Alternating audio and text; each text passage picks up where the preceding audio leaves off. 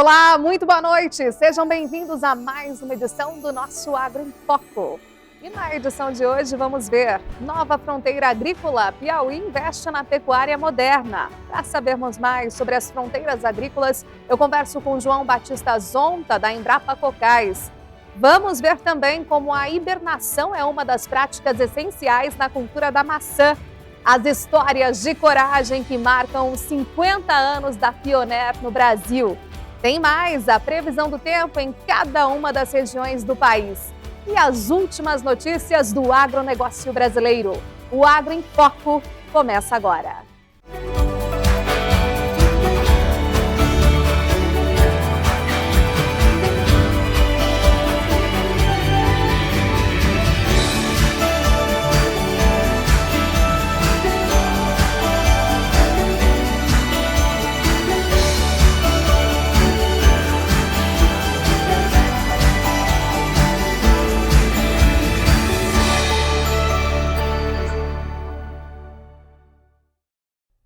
Com a adoção de alta tecnologia, o Piauí expande a pecuária, moderniza o manejo e transforma a atividade com aumento expressivo da produtividade e com maior sustentabilidade.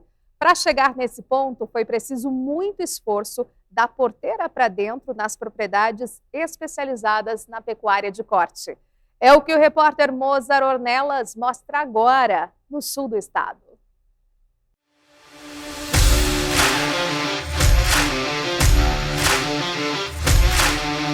A agricultura vem ajudando a mudar o cenário de um estado que durante anos foi considerado um dos mais pobres do país. Atualmente, o Piauí é tido como uma nova fronteira agrícola. Além da produção de grãos, a pecuária tem galgado espaço entre os produtores. E o sistema de integração de lavoura-pecuária tem se tornado uma das apostas econômicas. A integração lavoura-pecuária vem servindo como uma ferramenta de segunda ou terceira safra, dependendo da situação, que vem de encontro à sustentabilidade do sistema econômico das fazendas, né, e de integração econômica e ambiental desses recursos, né?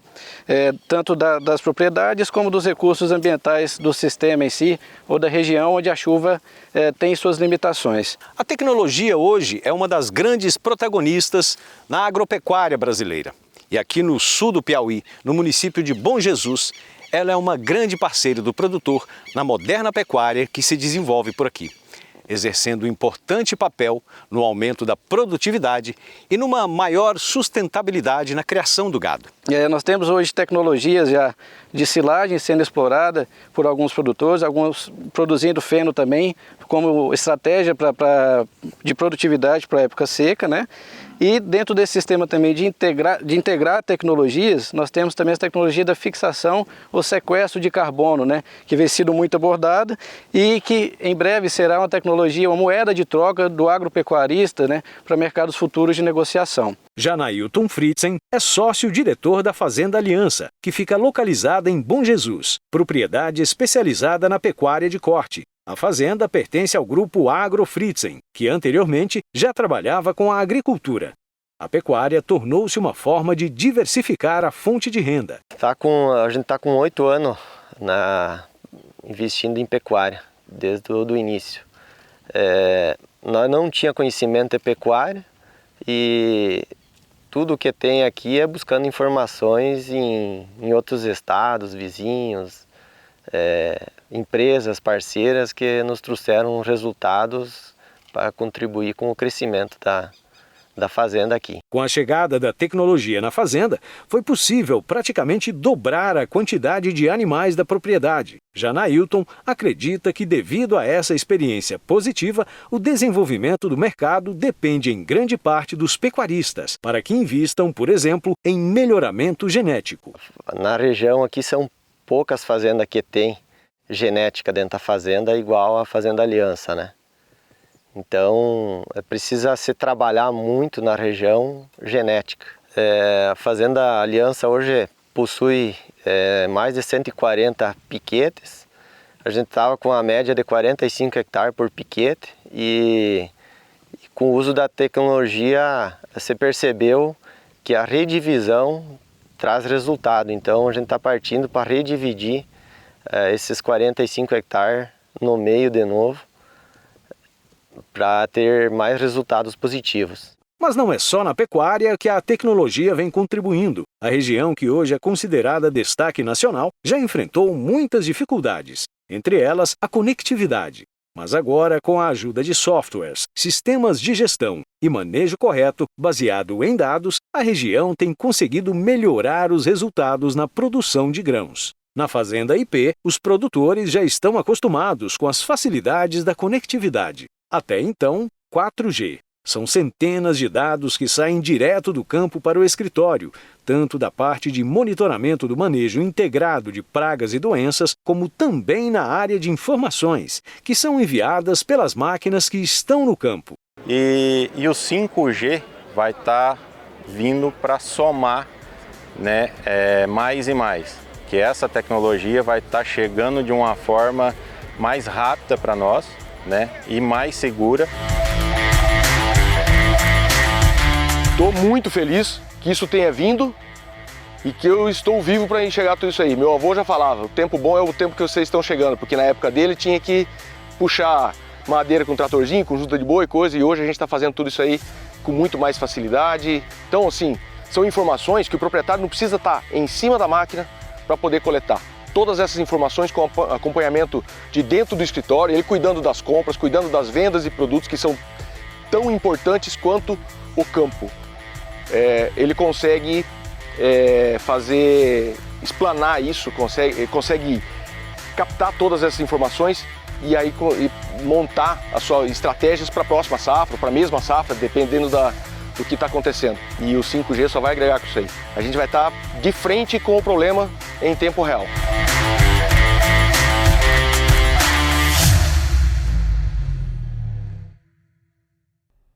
Como a gente viu, mais e mais o Piauí investe em tecnologia na pecuária, o que promove a expansão de suas atividades na fronteira agrícola do Mato Piba.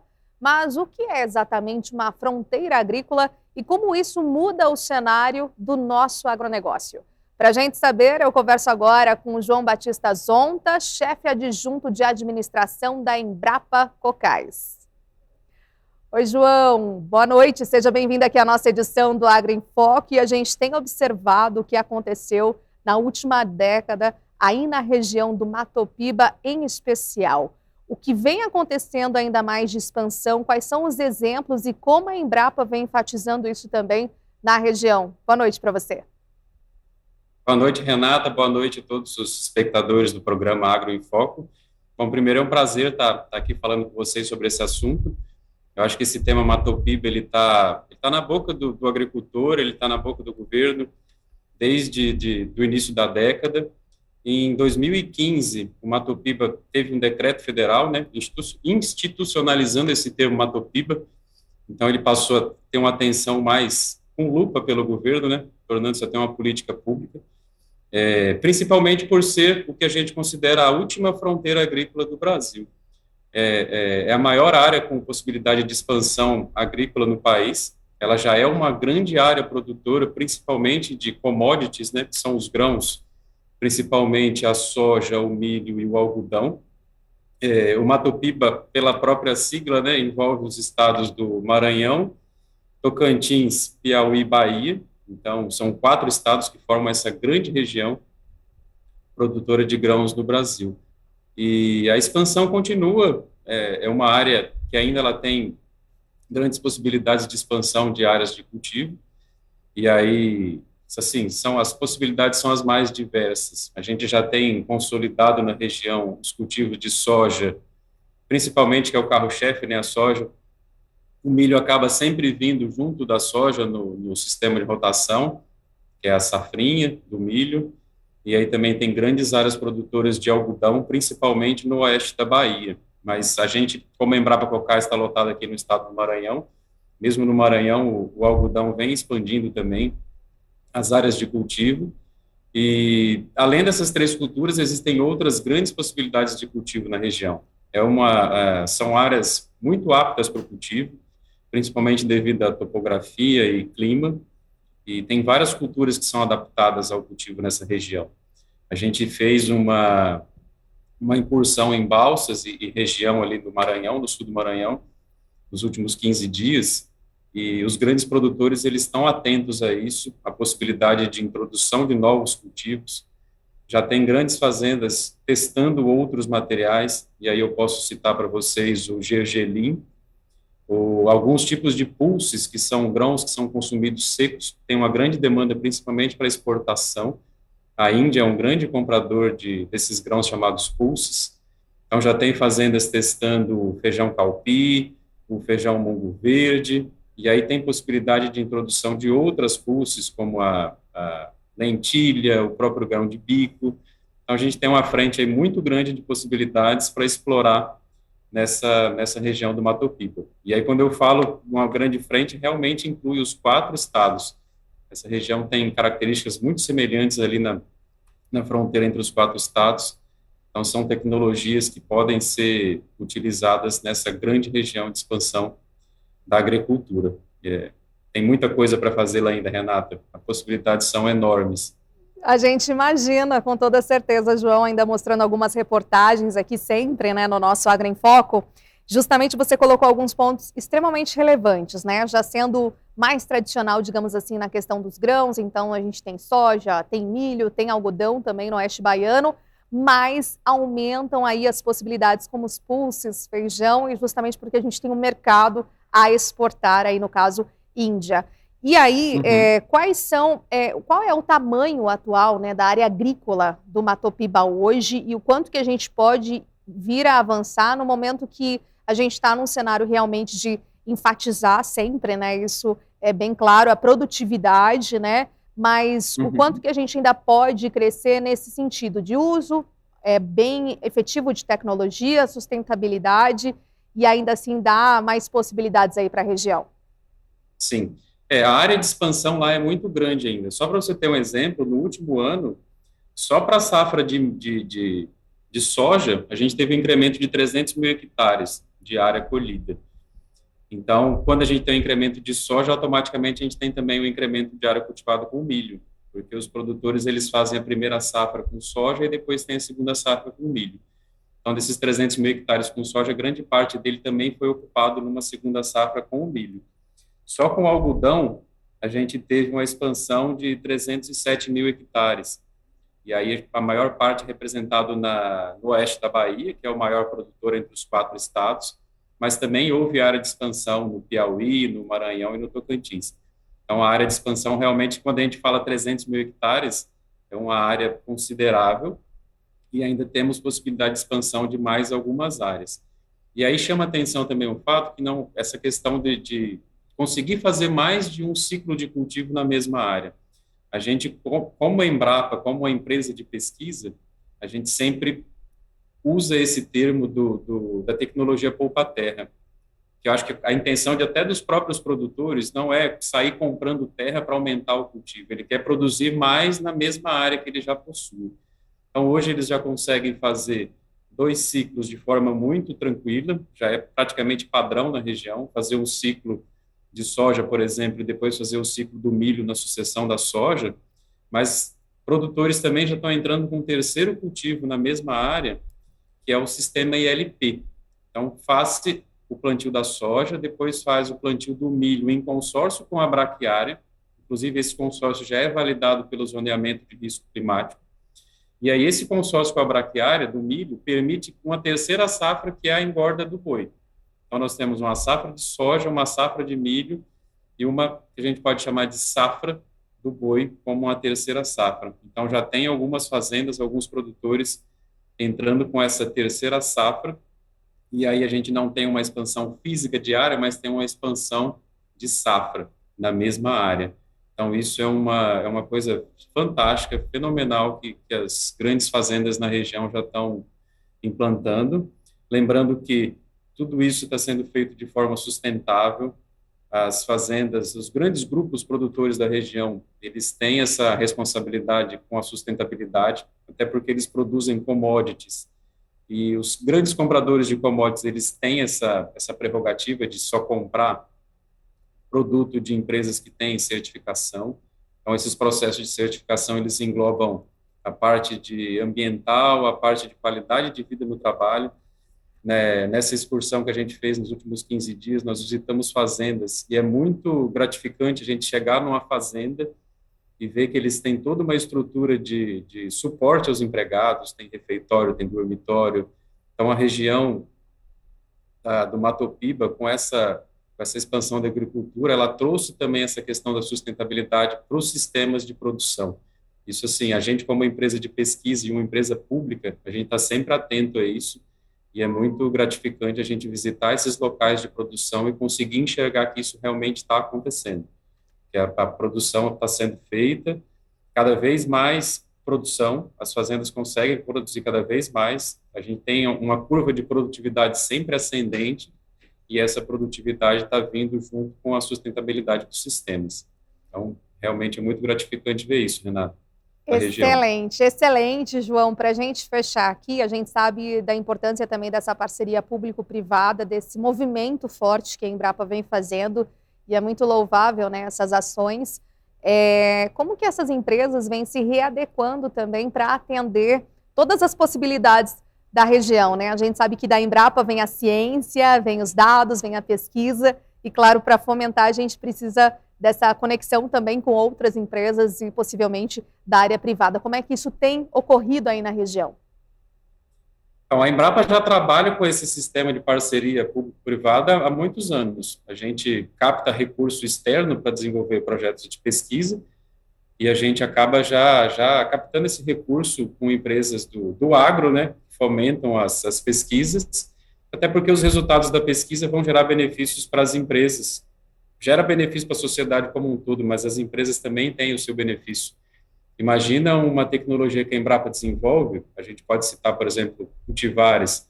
Nós temos cultivares de milho que conseguem alavancar a produtividade das lavouras. Então, para um produtor sair de uma produtividade de 2.000 quilos por hectare para 3.000 quilos por hectare, isso tem uma geração de renda muito grande. Não só para a propriedade, para a empresa que usa, mas para a sociedade como um todo, porque esse recurso acaba movimentando a economia de toda a região. Isso vale para todas as tecnologias que a gente desenvolve. A tecnologia da Embrapa ela é desenvolvida com foco na sustentabilidade e no aumento da produtividade por área. Perfeito. Então, assim, é muito focado mesmo nesse tema de produtividade. E as empresas da região, elas já atuam com um suporte técnico, até mesmo de empresas de consultoria. Então, formando aquela tríplice Embrapa, desenvolve a tecnologia, e aí tem os atores da assistência técnica, que pode ser público ou privado. Na região do Mato Piba, a gente tem muita assistência técnica privada via consultores, e esses consultores são atores-chave no processo para fazer com que essas tecnologias cheguem para os produtores. Então, a gente consegue desenvolver bem essa tríplice aí, ciência, assistência técnica e produtor, principalmente com essas grandes fazendas. Tá certo, João, pesquisador, muitíssimo obrigada, viu, por sua entrevista aqui na nossa edição. Até uma próxima oportunidade, uma ótima noite. Imagina, Renata, eu que agradeço. A gente fica sempre disponível para fazer esse tipo de contato com vocês. Muito bom. Obrigado. Obrigada, a gente que agradece. Agora vamos às atualidades. A Conab, Companhia Nacional de Abastecimento, divulgou a edição de setembro do Boletim Logístico, que traz como um dos destaques a queda nos preços de frete para a maioria dos estados, conforme pesquisa realizada para as principais rotas de escoamento de grãos no país. De acordo com o boletim, o estado de Mato Grosso apresentou uma considerável queda nas demandas após o encerramento do período de colheita em agosto. Já em Mato Grosso do Sul, o mercado de fretes apresentou estabilidade, sustentado pela movimentação do milho segunda safra. Vamos ver agora com a meteorologista Amanda Souza a previsão do tempo para a região centro-oeste. Com o início da primavera, o período úmido já começou a funcionar, inclusive em áreas do Brasil Central, o que é uma boa notícia. Quando a gente olha para o mapa de água disponível no solo, grande parte das áreas produtoras ainda contam com um solo muito seco. Mas a boa notícia é que tem previsão de chuva frequente no decorrer dos próximos dias. Essa primeira quinzena de outubro será marcada também por chuva expressiva na região, o que ajuda na manutenção da água disponível no solo e favorece o plantio de grãos, já pensando na safra de verão. Então, nesses próximos dias, já tem previsão de chuva volumosa, principalmente em Mato Grosso do Sul, mas volta a chover também de forma significativa na maior parte do estado de Mato Grosso. A gente fica de olho em Goiás, onde a chuva ainda é muito isolada, boa parte do estado segue com o solo seco. Daqui a pouco, como a hibernação é uma das práticas essenciais na cultura da maçã e a previsão do tempo nas regiões sul e sudeste. A gente volta já já, depois do intervalo.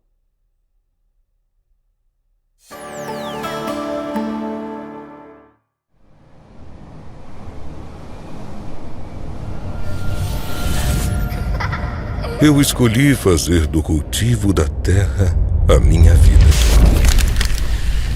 É dela que eu tiro o meu sustento, que alimento o mundo, que vejo o meu amor pela agricultura passar de geração em geração.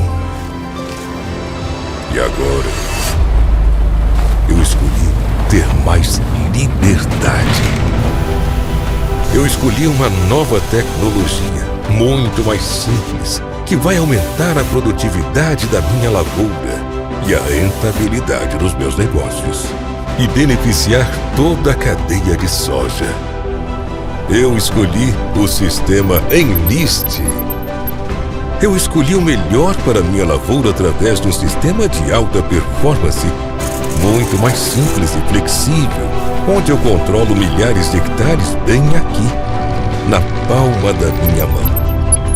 Eu escolhi fazer meu futuro acontecer agora. E você? Qual a sua escolha? Bem-vindo à liberdade. Chegou o Enlist, a escolha mais simples para sua produtividade evoluir.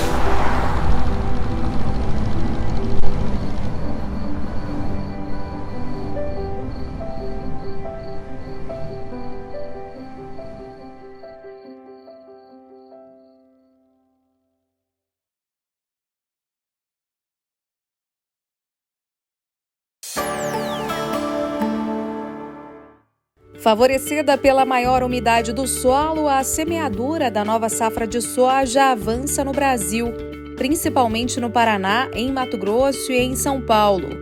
Apesar de preocupações com possíveis impactos negativos que o Laninha pode causar, especialmente no sul do país, o clima entre agentes consultados pelo CPEA é de otimismo. Importante destacar que a colheita da oleaginosa nos Estados Unidos também se iniciou, mas as atividades estão lentas frente às últimas temporadas. O ministro da Agricultura, Marcos Montes, participou nesta semana da cerimônia de encerramento do 29º Congresso Internacional da Indústria do Trigo em Foz do Iguaçu, no Paraná. No evento, citou como exemplo que a média nacional da produção é de 2,8 toneladas por hectare, mas que já há produtores que alcançam 9 toneladas por hectare. Segundo Montes, em 10 anos o país irá ser autossuficiente na produção da cultura e melhorar o desempenho das exportações.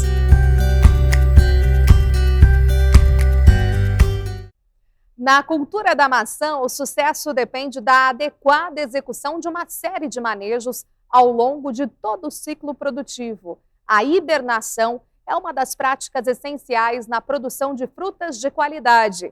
É o que a repórter Lara Leão mostra no Rio Grande do Sul.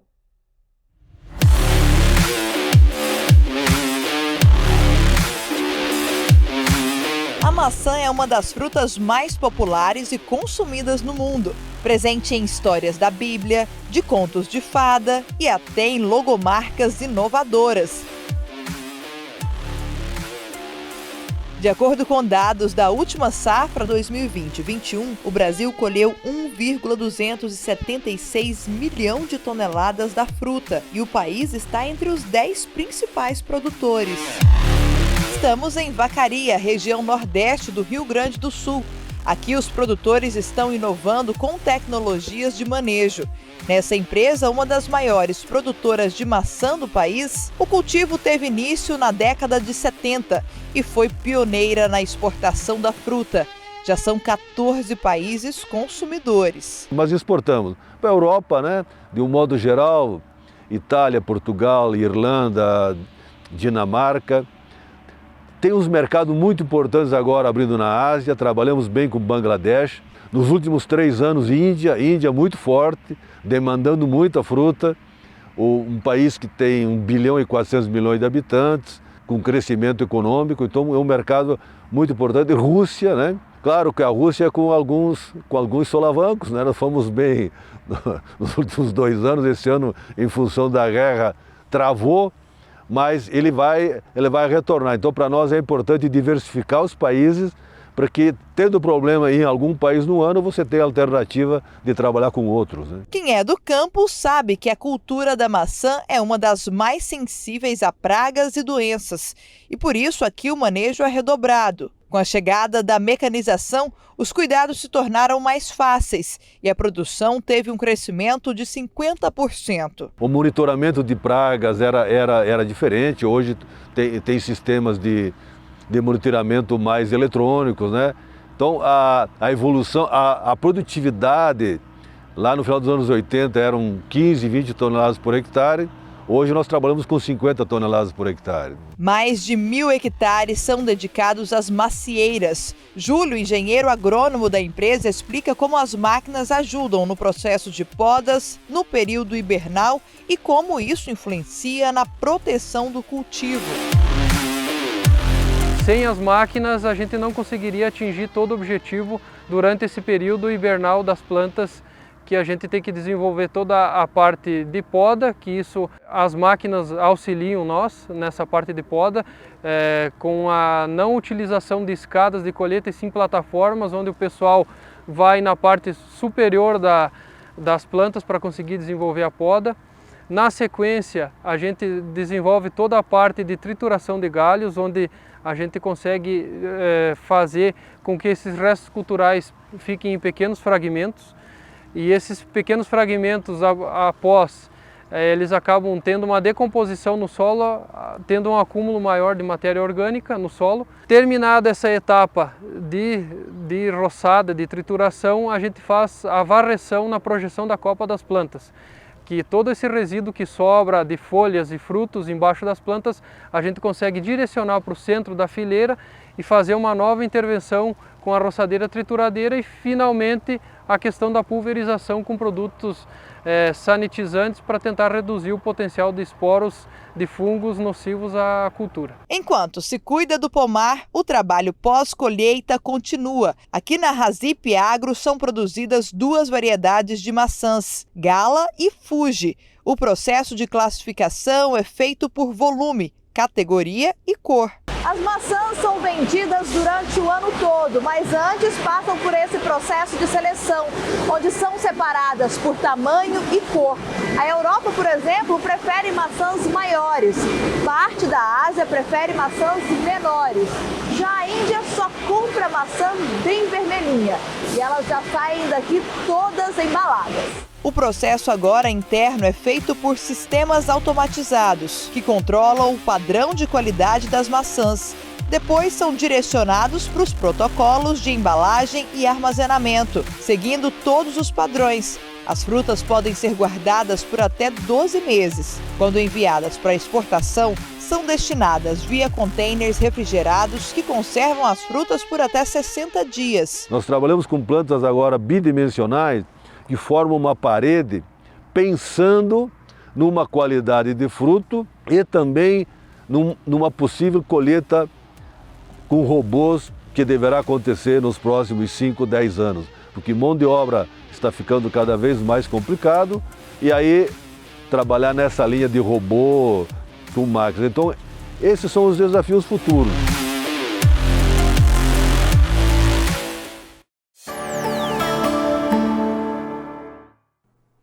O excesso de umidade tem causado algumas restrições na safra de trigo no Paraná.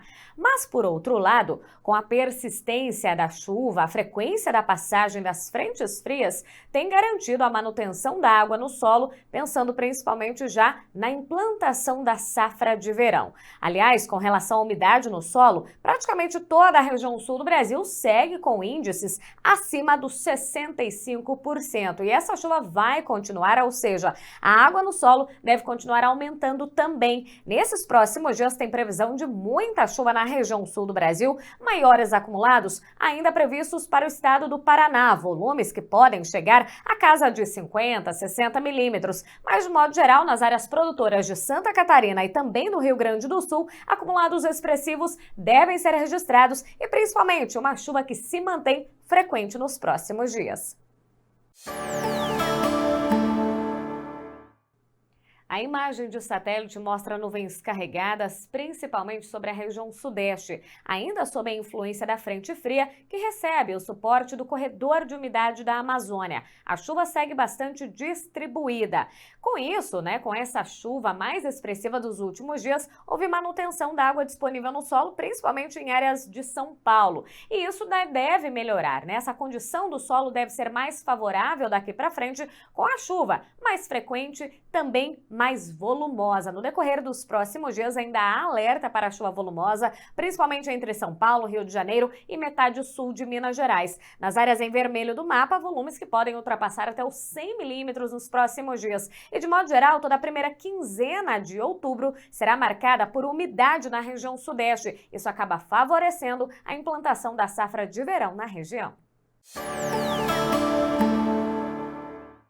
Anote na agenda, entre os dias 5 e 9 de outubro, será realizada em Cruz Alta, no Rio Grande do Sul, a Fenatrigo 2022.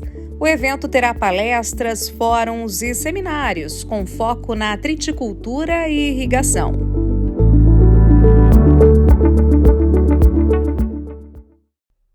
No próximo bloco, a previsão do tempo para as regiões Norte e Nordeste. E as histórias de coragem que marcam os 50 anos da Pioneer no Brasil. A gente volta depois do intervalo, em instantes.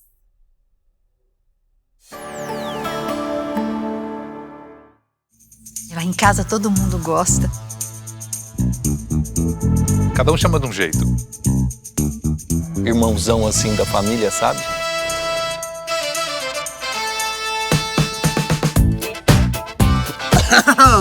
E aí, tudo bem? Sabe quem sou eu? Jurandir. Isso mesmo, eu sou o Jurandir. E eu tô chegando para ser um super parceiro seu, aqui na John Deere. O que eu quero aqui é te mostrar tudo o que a gente pode te oferecer e provar que o nosso pós-vendas é muito mais que máquina. É uma John Deere inteira de possibilidades. E aí, vamos junto nessa?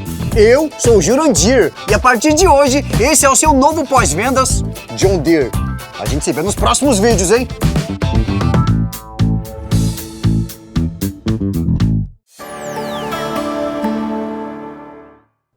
Instabilidades tropicais têm organizado nuvens carregadas sobre áreas da região norte, mas a chuva tem sido bastante irregular na região nas últimas semanas, o que mostra a diferença na umidade do solo. Áreas mais ao norte da região, até mesmo no oeste, índices de umidade no solo mais satisfatórios. Enquanto isso, onde não tem chovido, principalmente Tocantins, umidade do solo bem abaixo do considerado ideal. Nos próximos dias, pouca coisa deve mudar. O Tocantins continua com o tempo mais seco. Áreas do sudeste do Pará também sem previsão de chuva. Enquanto isso, muita chuva prevista entre Amazonas, Acre e Rondônia. Acumulados que podem chegar a 40, 50, até 60 milímetros nesses próximos 5 dias.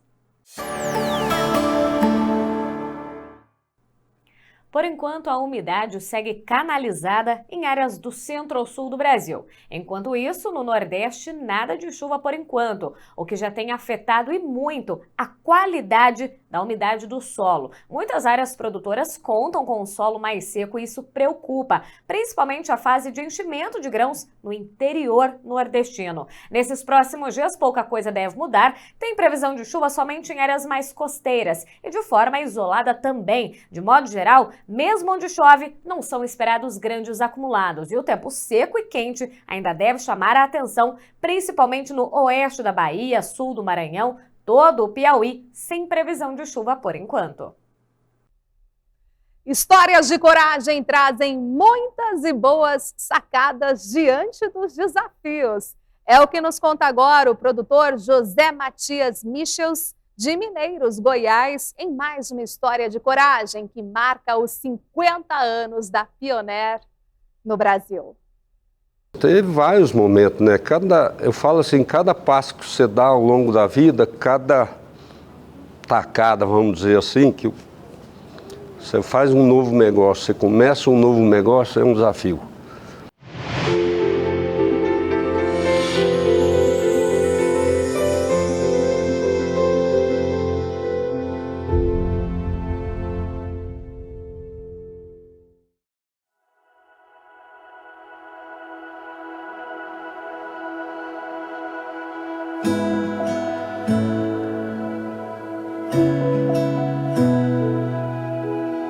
A nossa infância nós morávamos no interior, né? E a vida nossa é ali, brincar, fazer os carinhos, brincar com animais, tinha coelho, tinha porcos, gado de leite, e a gente ficava ali. Eu comecei mesmo, quer dizer, desde 10, 12 anos eu estava ali no meio, né? Mas a gente começa a andar, com 12, 15 anos você já começa a participar das coisas, já andar no trator, já ir junto com eles, para a roça. Meu pai saiu para conhecer um pouco mais, que na época ele conhecia São Paulo Sul, e ele foi rodar uma parte do Brasil. Ele e um amigo deles foi para Balsas, no Maranhão, vieram para Goiás, Mato Grosso, eles andou bastante aí. E aí tomaram uma decisão.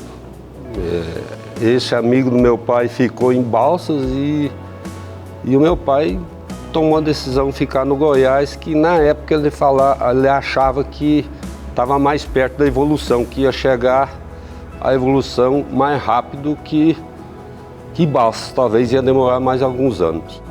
E aí em 75, meu pai veio para cá, trouxe um funcionário de lá, arrumou um trator, comprou uma terra que era muito barata, né? Valia um saco hectare mais ou menos.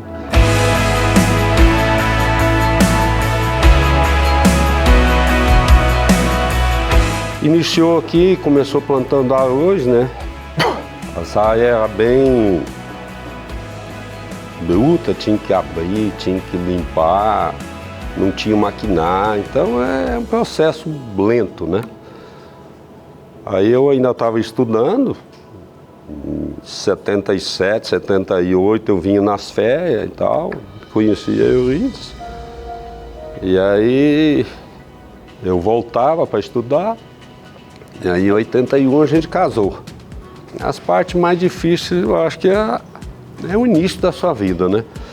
E depois, lógico, você tem as dificuldades. Ao longo da sua caminhada sempre tem desafios novos. Quando você vai para uma região nova, você não sabe nada, você vai começar, você não sabe o que você vai enfrentar pela frente, né?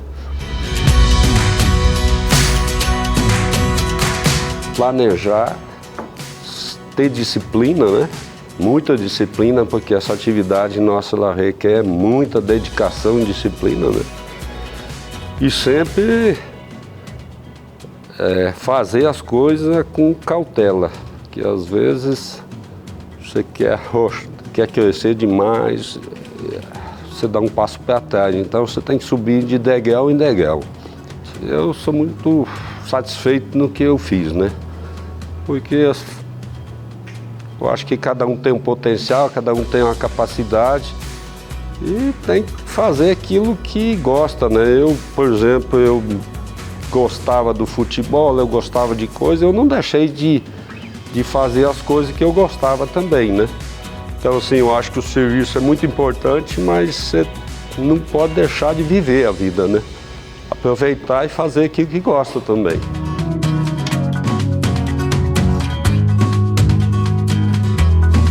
Assim, a Pioneer, ela tem alguns pontos que ela destaca, né? E eu sempre falo que ela destaca ela não fica botando produto antes da hora no mercado, que pode queimar um produto, né? Ela sempre procura ter uma assistência técnica diferenciada, de muitos, né? Então, assim, eu acho que nós temos uma vida muito longa de parceria e continua, né? A gente faz bons negócios, um parceiro de negócio, nunca teve estresse que falar assim, não vai rodar, sempre deu certo, né? As parcerias, elas têm que ser nos momentos bons e nos ruins também, né?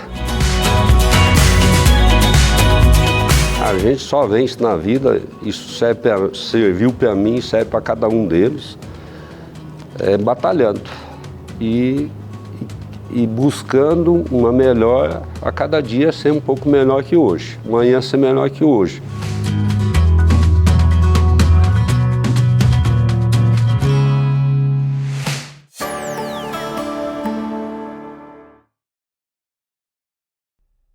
O Agro em Foco de hoje vai ficando por aqui. Você também pode nos acompanhar agora acessando o QR Code que aparece aí na sua tela. Por lá você vai ter acesso às nossas redes sociais, ao nosso canal de WhatsApp, mandar sugestões, dúvidas e comentários. A gente está super aberto para essa interação com todos vocês. Como sempre, toda quinta-feira temos um programa inédito às 7 horas da noite, aqui no YouTube, no canal da Pioneer Sementes. Uma excelente noite para todos vocês. Até semana que vem. Tchau!